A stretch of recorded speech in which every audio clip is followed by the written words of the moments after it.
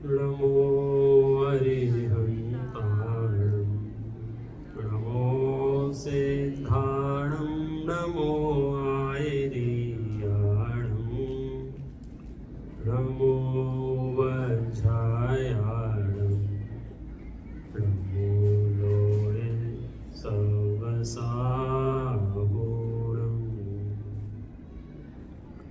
मोक्षमार्गस्य नेतारं वेतारं कर्मभूभृतां ज्ञातारं विश्वतत्त्वानां वन्दे तद्गुणलब्धये वन्दे तद्गुणलब्धये।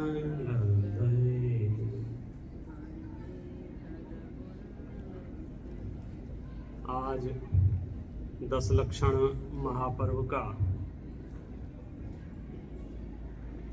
उत्तम ब्रह्मचर्य का मांगलिक दिन है। उत्तम ब्रह्मचर्य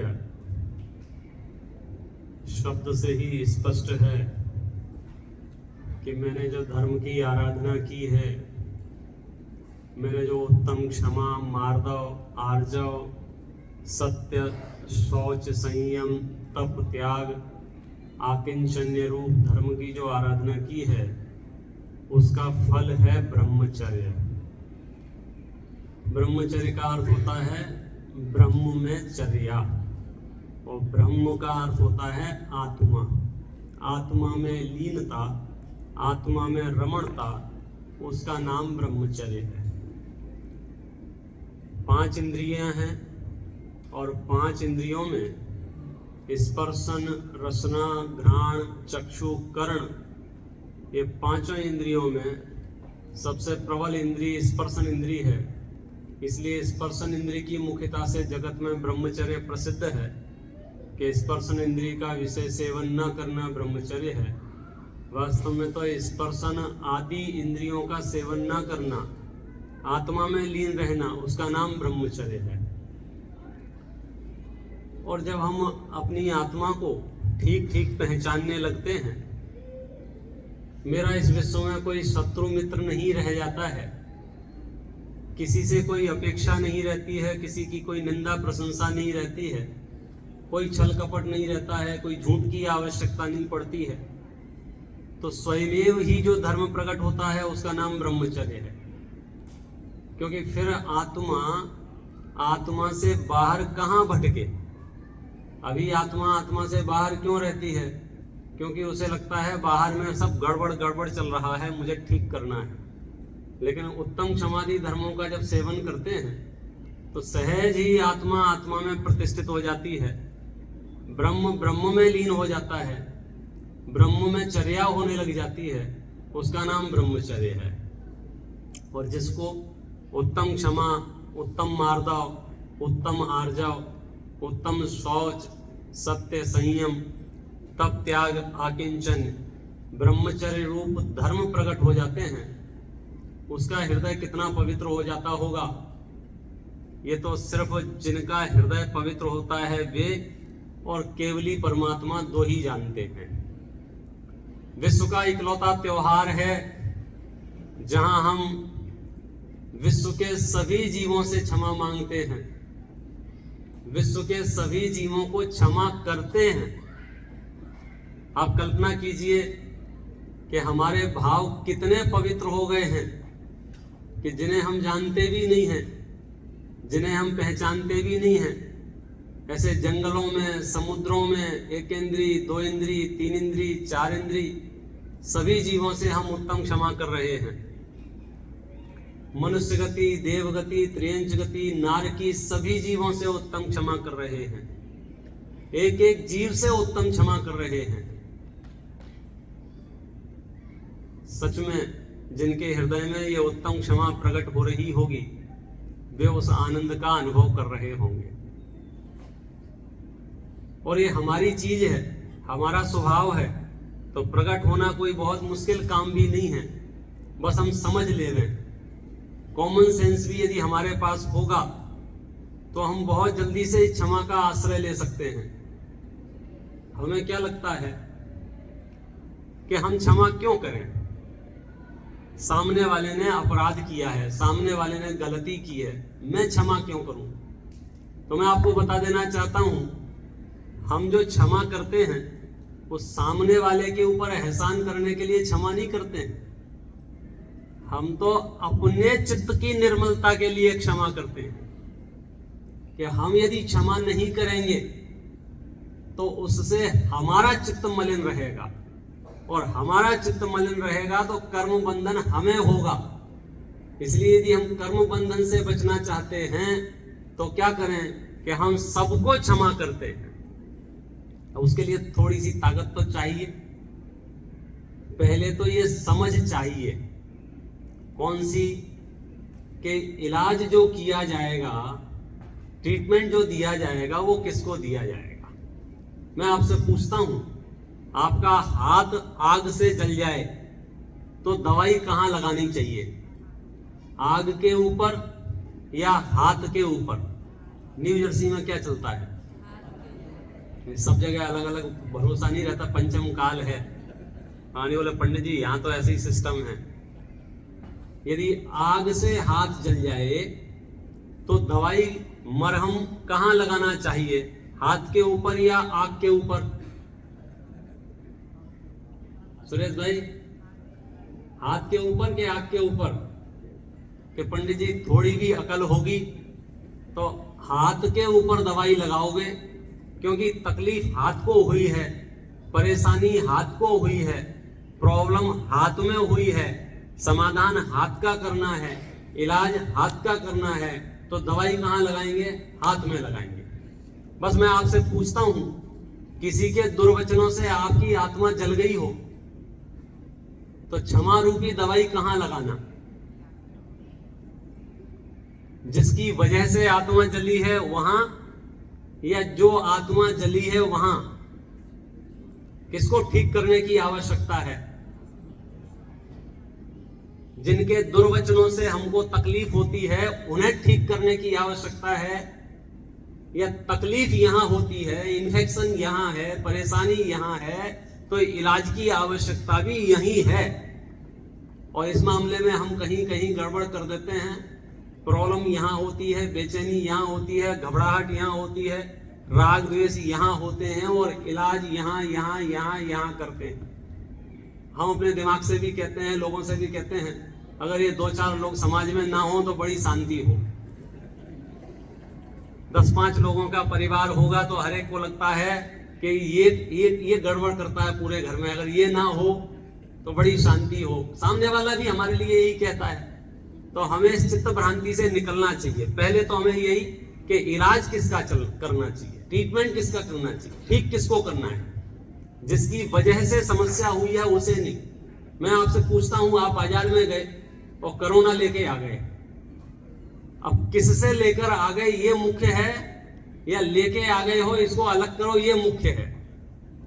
बोलो क्या जरूरी है जानना। लेकिन हमारा दिमाग वहां दौड़ता है, उसकी वजह से हो गया, उसकी वजह से हो गया, उसकी वजह से हो गया। विषय ये नहीं है किसकी वजह से आपको क्रोध हुआ है, क्योंकि होने वालों को तो भगवान की वजह से भी क्रोध हो जाता है, होने वालों को तो गुरुओं की वजह से भी क्रोध हो जाता है, शास्त्र की वजह से क्रोध हो जाता है, मंदिरों की मस्जिदों के कारण से क्रोध हो जाता है। क्रोध करने वालों को तो किसी भी निमित्त से क्रोध हो जाता है। मैं तो यहां सिर्फ इतना सा प्रश्न दे रहा हूं, यदि क्रोध यहां पैदा हुआ है तो सामायिक प्रतिक्रमण भी यही करने होंगे, सामने वाले ने नहीं, क्योंकि सामने वाले का कुछ नहीं करना है। यदि मैं रोड पे खड़ा हूं और गाड़ी निकल गई है, कीचड़ हाथ पे लग गया है, तो बताइए रिसर्च किस बात की होना चाहिए? गाड़ी थी कि ट्रक था, चलाने वाला पुरुष था या महिला थी, कौन सी कंपनी की गाड़ी थी? तो आप कहोगे क्या बकवास कर रहे हो, ये जो गंदगी लगी है सबसे पहले ये गंदगी हटाओ। क्यों? क्योंकि जितनी देर ये गंदगी रहेगी उतनी देर इन्फेक्शन बढ़ने की संभावना रहेगी। तो कारण कुछ भी हो, निमित्त तो कोई भी बन रहा हो आपके जीवन में, वो आपके परिवार का सदस्य हो, समाज का सदस्य हो, नगर में रहता हो, चेतन हो अचेतन हो, किसी के भी निमित्त से यदि क्रोध मान माया लोभ पैदा हो रहे हैं तो सबसे पहले आपको अपना इलाज करना चाहिए जहां क्रोध मान माया लोभ पैदा ना हो, क्योंकि बीमारी यदि आपको होगी तो उसकी पीड़ा भी आपको ही भोगनी पड़ेगी। मैं कितनी ही बार कहूं मेरी कोई गलती नहीं है, वो तो फ्लाइट में किसी ने मुझे फीवर दे दिया होगा, मेरी कोई गलती नहीं है। मैं कितनी बार भी कहूं फिर भी उसकी जो पीड़ा है वो मुझे भोगनी पड़ेगी कि नहीं भोगनी पड़ेगी। तो हम जवानी जमा खर्च में एक्सपर्ट हो गए हैं ये कहने में, उसकी गलती है, उसकी गलती है, उसकी गलती है, इसकी गलती है, इसकी गलती है। मुझे तो कभी क्रोध आता ही नहीं है, वो तो सामने वाला उल्टा चलता है इसलिए थोड़ा सा आ जाता है। तुम्हें आ जाता है ना तो इलाज भी तुम्हें करना होगा, दवाई भी तुम्हें खानी होगी। उत्तम क्षमा मार्दव आजब धर्म के सेवन की आवश्यकता भी तुम्हें ही है। जहां जिस जगह समस्या उत्पन्न हुई है उस जगह समाधान की आवश्यकता है। और हमारे शास्त्र, हमारी जिनवाणी बड़े स्नेह से हमें ये सिखाती है कि आप क्षमा कर दो, किसी भी परिस्थिति में क्यों ना हो आप क्षमा कर दो। देखो एक पेज है 291 रत्नकरंड श्रावकाचार्य ग्रंथ का, जबरदस्त ग्रंथ है, मैं पढ़ता हूं 2-3 पंक्तियां। किन परिस्थितियों में क्षमा करने की बात कह रहे हैं? ये कह रहे हैं कि यदि कोई तुम्हें लड़ाई झगड़ा हो जाए, किसी से बहस हो जाए, किसी से परिस्थितियां विपरीत हो जाएं, तो भी उसे क्षमा कर देना चाहिए। और एक पैराग्राफ पढ़ता हूं, आपको सलाह जमे तो बताना। देखो ये जो दुष्ट जन दुर्वचन कहते हैं वह इनका अपराध नहीं है। यहां से जैन धर्म शुरू होता है। कहां से? ये जो लोग मुझे गालियां दे रहे हैं, ये जो व्हाट्सएप पे भर भर के पोस्ट रहे हैं, ये जो निंदा कर रहे हैं, ये जो आलोचना कर रहे हैं, इनमें इनका कोई अपराध नहीं है। जैन दर्शन यहां से शुरू होता है। हमारे द्वारा पूर्व जन्मों में बांधे गए कर्मों का उदय है। इसके द्वारा दुर्वचन कहने से हमारे उन कर्मों की निर्जरा होती है। यह हमें बड़ा लाभ है। पॉइंट समझ में आ रहा है? जो मेरी आलोचना कर रहे हैं हम उन्हें धन्यवाद दे रहे हैं। किस बात के लिए? कि मैंने जो कर्म बांधे थे आपके निमित्त से झड़ गए, निर्जरा हो गई। देखो और सुनिए सलाह। इसका रूपक इतना सा है, समझ लीजिए झगड़ा हो गया, लड़ाई हो गई, परेशानी हो गई और मैं पंडित जी साहब के पास पहुंचा, सदा सुखदास जी के पास। रत्नकरंड श्रावकाचार्य की टीका लिखी है कि महाराज गड़बड़ हो गई। उन्होंने पूछा क्या गड़बड़ हो गई? सब लड़ाई हो गई। तो पता क्या कह रहे हैं? पढ़ता हूं, ऐसा विचार करो, इसने मुझे दुर्वचन ही तो कहे हैं, मारा पीटा तो नहीं है। क्रोधी तो मारने भी लग जाते हैं, अपने पुत्र पुत्री स्त्री बालक को भी मारता है, किंतु इसने मुझे मारा तो नहीं है। यही लाभ है। फायदा देखो, पॉजिटिविटी। एक स्टेप और आगे जाते हैं। यदि दुष्ट आपको मारे तो ऐसा विचार करना चाहिए, इसने मुझे पीटा ही तो है, प्राण रहित तो नहीं किया है। दुष्ट तो अपना मरण नहीं गिन करके भी अन्य को मार डालता है, किंतु इसने मुझे प्राण रहित नहीं किया है। यही लाभ है। और आगे सुनिए, यदि प्राण रहित कर देता है तो ऐसा विचार करना चाहिए, एक बार तो मरना ही था।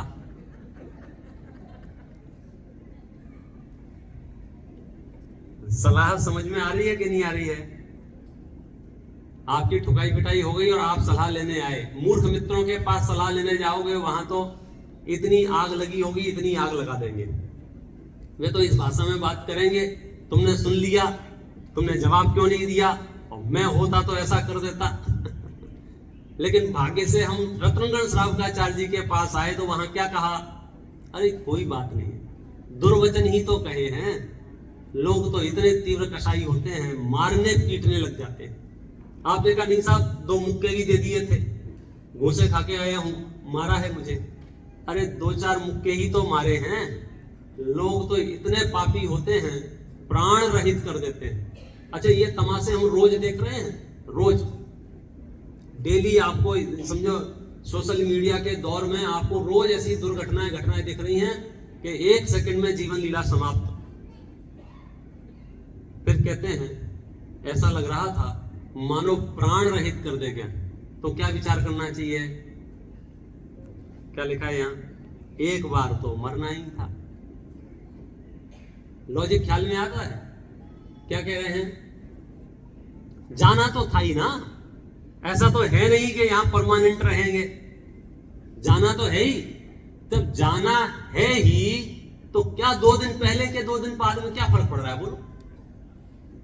लेकिन इस 2 दिन के चक्कर में हम अपनी पूरी ऊर्जा विपरीत दिशा में झोंक देते हैं। जब आपको यहां से घर जाना हो तो 1 घंटे पहले साधन मिल रहा हो तो निकल जाना चाहिए कि नहीं जाना चाहिए?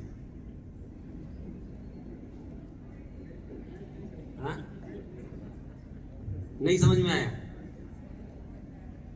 5 बजे जाना था, 4 बजे एक साधन मिल रहा है, बढ़िया लग्जरी गाड़ी है, वो आपको छोड़ देगी, तो जाना चाहिए कि नहीं जाना चाहिए?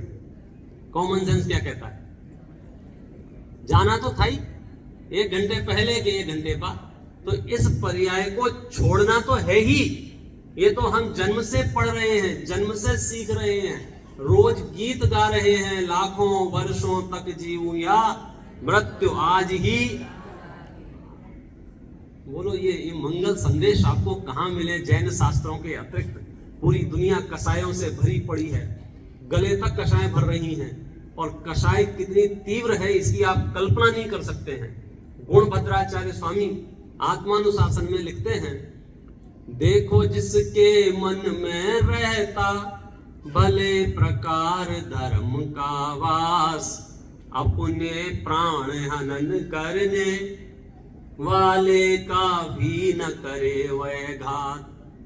जिसके हृदय में धर्म का वास रहता है, अपने प्राण नाश करने वाले का भी बुरा नहीं सोचता है। किंतु धर्म बिन पिता पुत्र भी हरे परस्पर प्राणों को, अतः धर्म ही सब जीवों का एकमात्र रक्षक जानो। आप देख लो जिनके जीवन में कषाय तीव्र हैं, फिर वहां क्या रिश्ते, क्या नाते, क्या साधर्मी, धन छीनने में, मारने में, पीटने में, कूटने में, ये तो सच में हम जाने कौन से जन्म का सौभाग्य लेके आए हैं कि बढ़िया बढ़िया लोगों के बीच में रहते हैं। इस धरती के सबसे सुंदर लोग थे, इस धरती के सबसे बढ़िया सज्जन लोग थे, वो मेरे परिवार में हैं। आपका सौभाग्य है कि आप जिस परिवार में रहते हैं इस धरती के सबसे बढ़िया सदस्य हैं। ये अलग बात है आप मन ही मन में कह रहे हैं पंडित जी 4 दिन हमारे यहाँ रह के देखो, और मैं गारंटी दे रहा हूं इस बात की, भले ही मैं आपके यहाँ रहा नहीं हूं, तथापि गारंटी दे रहा हूं कि आप जिन लोगों के बीच में रह रहे हैं कोई मिसअंडरस्टैंडिंग हो गई होगी, अन्यथा वे दुनिया के सबसे बढ़िया लोग हैं। और ये बात मुझे कब पता चली पता है? जब कोविड में बहुत फुर्सत थी ना, हाँ, तो उस समय मैंने 2-3 एपिसोड देख लिए थे वो क्राइम पेट्रोल और सावधान इंडिया के, और मैं भाई साहब कमाल कर दिया। चाहे कोई किसी को जहर खिला रहा है, कोई किसी के ऊपर गाड़ी चढ़ा रहा है, कोई छत पे ले जाकर कहता है चांद देखो, पीछे से धक्का दे रहा है, और ये सब परिवार के लोग कर रहे हैं। तब मुझे महिमा आई कि सच में हम कितने अच्छे परिवार में हैं। कोई कितना ही मुंह क्यों ना चलाए, चद्दर ओढ़ के सोएंगे तो ये तो डर नहीं लगेगा कोई चाकू लगा देगा। इससे ज्यादा निर्भयता, अभयदान क्या चाहिए? मैं आज ऐसी समाज में बैठा हूं, यहां मेरे मुख से कुछ निकल भी जाए, कुछ गड़बड़ भी हो जाए, कुछ असहमति भी बन जाए, तो भी मुझे प्राणों की परवाह नहीं है। दुनिया में जीना मुश्किल हो जाए, इतने तीव्र कषाई लोग हैं। आपकी जीवन लीला समाप्त कर देना अगर उनसे असहमति हो जाए, इतने तीव्र कषाई लोग हैं। इसलिए अपने आसपास के साधर्मियों के प्रति, अपने आसपास के धर्मात्माओं के प्रति, अपनी समाज के प्रति हमें बहुत गौरव भाव रहना चाहिए। हो सकता है किसी एक आध दो विषय में किसी व्यक्ति से, किसी साधर्मी से, किसी परिवार के सदस्य से हमारी ना बनती हो, तो भी अंदर में उससे प्रीति रखना चाहिए, क्योंकि वो है तो धर्मात्मा। रत्नकर्ण श्रावकाचार्य की पंक्ति है, ना धर्मो धार्मिक ही बिना। ये जो धर्म है धर्मात्माओं के बिना नहीं रहता है, ये हवा में नहीं पाया जाता है। आप कहो कि हमें धर्म से तो बहुत प्रीति है, धर्मात्माओं की हमें चिंता नहीं है, आपकी प्रीति झूठी है। यदि धर्म से प्रीति होती तो एक एक साधर्मी को देख के आपका चित्त प्रसन्न होता, मंदिर में आने वाले एक एक व्यक्ति को देख के अंदर में प्रमोद भाव आता, ऐसा लगता है कि इस धरती का स्वर्ग है ये, जहां समोह शरण के प्रति के जिन मंदिर बने हैं और साधर्मी लाभ लेने आ रहे हैं। हम जिस मेरी भावना का पाठ पढ़ते हैं उसमें ये पढ़ते हैं, दुर्जन क्रूर कुमार्ग रतों पर क्षोभ नहीं मुझको आए। अपने दिमाग का टेस्ट कराओ, तुम साधर्मियों से नाराज हो, तुम परिवार से नाराज हो और बोलते हो कि दुष्ट लोगों से, दुर्जन लोगों से, क्रूर लोगों से भी क्षोभ नहीं आना चाहिए। उनके प्रति भी जैनाचार्यों ने माध्यस्थ भाव की प्रेरणा दी है। जो विधर्मी हैं, जो हमें मार डालना चाहते हैं, जो हमारे धर्म धर्मायतनों को नष्ट कर देना चाहते हैं, उनके प्रति भी घृणा नहीं करने की प्रेरणा जैनाचार्य देते हैं। सोचिए जैनाचार्यों की क्षमा कितनी उत्कृष्ट क्षमा होगी। ऐसा वरदान स्वरूप ये जैन धर्म हमको मिला है, ऐसा वरदान स्वरूप जिन शासन हमको मिला है।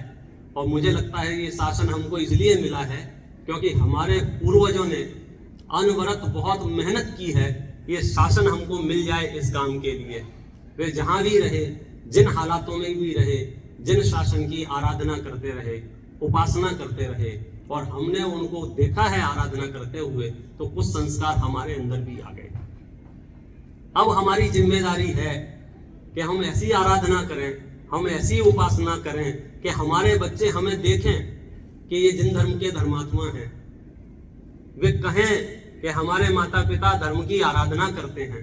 वे अपने दोस्तों से कहें कि हमारे माता पिता तो दान करते रहते हैं, धर्म करते रहते हैं, तीर्थ यात्रा करते रहते हैं। वे संस्कार उस पीढ़ी में जाना चाहिए।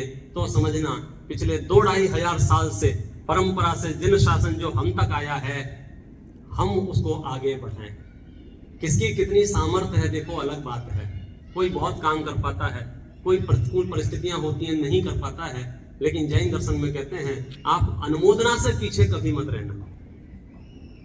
जैन दर्शन में मुफ्त में पुण्य कमाने का एक रास्ता है। मुफ्त में पुण्य कमाना मतलब आपको सिर्फ चित्त प्रसन्न करके ऐसे करना है, अनुमोदना। बहुत बढ़िया, बहुत बढ़िया, बहुत बढ़िया, बहुत बढ़िया। कभी अपने मन को क्लेशित मत करो, कभी अपने मन में ऐसा संशय मत लाओ, कभी अपने मन में किसी साधर्म के प्रति संदेह मत लाओ। कुछ भी हो रहा हो, सच कहता हूं, जैसे मैं आपसे शुरुआत में कह रहा था, मेरे परिवार के सदस्य, मेरी समाज के सदस्य सबसे बढ़िया हैं। ये मैं ऐसे ही नहीं कह रहा हूं। पूरे 8 अरब मनुष्यों को एक ग्रेडिंग मशीन में डाल दो। ग्रेडिंग मशीन समझते हो? अनाज को अलग अलग करने की जो छन्ने होते हैं, चलने, तो जिसमें सबसे कम हिंसा करने वाले, सबसे कम झूठ बोलने वाले, सबसे कम चोरी करने वाले, सबसे कम परिग्रह की भावना रखने वाले यदि कोई जीव होंगे तो वो मेरे आसपास के लोग होंगे। बोलो, इतना सौभाग्य लेके मैं जन्मा हूं। लोग सत्संगति को तरस रहे हैं। मैं पैदा ही सत्संग में हुआ हूं। मेरा तो जन्म हुआ है तो माता पिता को भक्ति और आराधना करते हुए ही देखा है। वो लोग कितना पुण्य लेके आए हैं। हम एक एक जीव यहाँ बैठे होंगे जिन्होंने अपने दादा को, अपने दादी को, अपने परिवार के किसी सदस्य को उपासना करते हुए, आराधना करते हुए देखा है। इसका मतलब क्या है? हमारी जिम्मेदारी है, हमारे बच्चे हमें आराधना करते देखें, स्वाध्याय करते देखें, माला जपते देखें, प्रतिक्रमण करते देखें, उपासना करते देखें, ताकि उनका जीवन भी सुरक्षित रहे, ताकि वे भी वन खंडादि कहीं भी रहें, किसी भी देश के किसी भी कोने में रहें, वे अहिंसक जीवन शैली के लिए जाने जाएं, वे क्षमा के लिए जाने जाएं, वे उदारता के लिए जाने जाएं, वे सहयोग के लिए जाने जाएं, वे छीना झपटी के लिए ना जाने जाएं, वे रस्सी खींचने वाले ना हो, छोड़ने वाले हों। ले जाओ भैया, और ले जाओ, हमारे हिस्से में होगा तो और आएगा। ये तो हम जिन दर्शन की जितनी गहराइयों को समझेंगे, सच में हमारा हृदय आनंद से भर जाएगा। हम छोटी छोटी बातों को मुख्य कर देते हैं और आपस में बट जाते हैं, कभी पंथों के नाम पे बट जाते हैं, कभी जातियों के, कभी भाषा, अलग अलग चीजों के। सच कहते हैं तीर्थंकर भगवान महावीर का थोड़ा भी उपकार मानना हो तो ये सारी दीवारें हमें साइड में कर देना चाहिए। जिसको जो मानना है माने, जिसको जो करना है करे, आपस में राग द्वेष तो ना करे बस। क्योंकि यदि हम राग द्वेष नहीं करेंगे तो हो सकता है कोई युक्त क्रिया मेरी हो, आप सीख जाएं, कोई युक्त क्रिया आपकी हो, मैं सीख जाऊं, और कदाचित कोई सीखे या ना सीखे, अपना माथा गर्म क्यों करना? क्यों? क्योंकि जिस बालक ने जिस परिवार में जन्म लिया है, वहां उसने जो क्रियाएं देखी हैं, वहां उसने जो पद्धति देखी है, उसके लिए वही आदर्श पद्धति है। और हम सही गलत के गणित में लगे हुए हैं तो बड़े उलझ जाते हैं। क्या करना चाहिए कि शास्त्र अभ्यास की प्रेरणा देना चाहिए। शास्त्र अभ्यास में एक ही बात कही है, जैन दर्शन में हर वो क्रिया मान्य है, सावध लेशौ बहु पुण्य राशि। हमारे धार्मिक अनुष्ठानों में, हमारी धार्मिक क्रियाओं में कम से कम हिंसा हो, अधिक से अधिक पुण्य हो। लौकिक में भी यही न्याय है। वही व्यापार अच्छा व्यापार कहलाता है जिसमें खर्चे कम हो, नुकसान कम हो, फायदा ज्यादा हो। ऐसा नहीं हो कि एडवर्टाइजमेंट पे इतना खर्चा कर दे रहे और कमाई दोनों पट्टी की हो गए।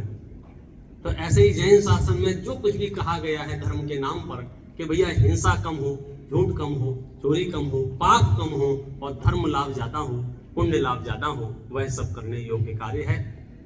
आज मौका है। कपड़ों को तो हम रोज धोते हैं, लॉन्ड्री करते होंगे, कभी कभी नहीं भी गंदा हुआ होता है, सोचते हैं डाल दो। एक बार सिर्फ घड़ी खोल के देखी थी, पहनूं या नहीं पहनूं, वापस ऐसे ही रख दिया था, फिर भूल गए धुला है कि अनधुला है। क्या करना चाहिए? धो लो, क्या बिगड़ रहा है, मशीन तो लगा ही रहे हैं ना। तो मैं तो इतना ही कहूंगा, वो 200, 500, 1000 रुपट्टी के कपड़ों के लिए आप इतने चिंतित रहते हैं। आप एक दाग भी बर्दाश्त नहीं करते हैं। अच्छा नहीं लगता है कपड़े गंदे होते हैं। भोजन कर रहे हो और खाते खाते कुछ गिर जाए तो भोजन छोड़ देते हैं, पहले धोने जाते हैं, क्योंकि आपको डर लगता है कहीं दाग रह ना जाए। बस इतना ही निवेदन करूंगा आज के उत्तम अवसर पर। एक बार अपनी आत्मा को जरूर देखो, उसके ऊपर जो दाग लगे हुए हैं, कब से नहीं धोई है, 2 साल से, 5 साल से, 10 साल से। एक एक जीव को याद करके कहते हो 20 साल पहले इसने मेरा बुरा किया था, 5 साल पहले इसने मेरे पैसे छीने थे, 2 साल पहले इसने धोखा दिया था, 8 साल पहले इसने ऐसा किया था। ये सब क्या है? ये सब दाग है, गंदगी है। अपनी आत्मा को एक बार धो के देखो। उत्तम क्षमा पर्व में आप इस आत्मा को धो, फिर आत्मा का जो स्वच्छता है उसका अनुभव करो, बहुत आनंद आएगा। हम कपड़ों की इतनी परवाह करते हैं, और बिल्कुल ये गलती कभी मत करना। उत्तम क्षमा के दिन में ये भी बातें बहुत सुनता हूँ कि भैया कोई फायदा नहीं है, क्षमा उमा के सब नाटक हैं ये जैनियों के। उत्तम क्षमा, उत्तम क्षमा, उत्तम क्षमा करते हैं, कल फिर वही गलती करेंगे। तो मैं उनसे एक ही बात कहूंगा कि बेचारे क्या करें, भूमिका निचली है, गुण स्थान छोटे हैं, नए नए धर्मात्मा हैं। झूठ माट के भी यदि उत्तम क्षमा करते हैं तो उनका अभिनंदन करना चाहिए। जैसे बच्चे गलती से भी डॉक्टर खेलते हैं तो वो अभिनंदन के योग्य होता है। हम 2.5 साल की उम्र में कहते हैं ये डॉक्टर बनेगा, वो लेके घूमता है, वो एक कोई भी लकड़ी उठा लेता है, बोले सुई है मेरी, ये डॉक्टर की सुई है। हम उसका अभिनंदन करते हैं। तो धर्म क्षेत्र में भी कोई उत्तम क्षमा मुख से कहता हो, हमें उसका अभिनंदन करना चाहिए। दूसरा कारण ये है, ये वस्त्र द्वारा मलिन होगा, ये जानते हुए भी इसे धोना चाहिए कि नहीं धोना चाहिए? कि क्या फायदा है, फिर गंदा होगा। तो आप क्या कहोगे? फिर गंदा होगा तो फिर धो लेंगे, फिर गंदा होगा फिर धो लेंगे। ये निकृष्ट काल है, यहाँ तो हम धो धो के ही पहनेंगे। धूल बहुत उड़ती है, पॉल्यूशन बहुत है, पंचम काल है, क्रोधादि के प्रसंग बहुत बनते हैं, क्षमादि के प्रसंग बहुत कम बनते हैं। क्या करें कि हम अपनी आत्मा को भी धो धो के काम में लाएं। रोज गलती करें, रोज क्षमा मांगे, रोज गलती करें, रोज क्षमा मांगे। आचार्यों ने तो मूलाचार आदि ग्रंथों में दैवसिक प्रतिक्रमण कहा है, सुबह से शाम तक जो गलतियां हो उनका अपराध करो। रात्रिक प्रतिक्रमण कहा है, शाम से लेकर सुबह तक जो गलतियां हो उनका अपराध करो। पाक्षिक प्रतिक्रमण कहा है, 15 दिन में जो भी हुआ हो। मासिक प्रतिक्रमण कहा है, आज जो है ये सबसे बड़ा प्रतिक्रमण है संवत्सरी। साल में एक बार तो आत्मा को रगड़ के, धो के, निचोड़ के, ऐसे सुखा के देखो, ऐसा लगे कि हाँ ये जैनियों की आत्मा है। इसे किसी से क्रोध नहीं है, किसी से मान नहीं है, किसी से मायाचारी नहीं, किसी से लोभ नहीं। ऐसा वीतरागी धर्म हमको मिला है, हम इसकी आराधना करें। इस मंगल भावना से अभी की बात विराम करें।